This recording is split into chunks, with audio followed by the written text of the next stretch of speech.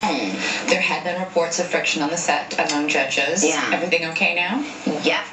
And I even heard that you said you might do a duet with Mariah Carey. I was kidding. Is that a joke? Is that real? I was kidding. Okay. I mean, no, but you know, she's been one of my favorite artists of all time since I can remember. So it's weird that, you know, everything kind of was blown up like that. But it didn't make me happy at all because she knows how much I adore her. Like, some of my best childhood memories with my mom are from Mariah's music. Like, I can't deny that, and I can't take away what she's done in my life and just pop culture in general, and just having one of the most amazing voices in the world. So, having said that, I'm still, you know, I'm an adult, and we're passionate on the set, and sometimes when you are a passionate woman, you know, sometimes it kind of ruffles other women's feathers, but I'm going to continue to be Nicki Minaj. Well, I think everybody would, that's why you were selected, and that's why your fans love you. Yeah, congratulations on the new album, the new perfume, the new judging gig. We're going to all be watching. Thank you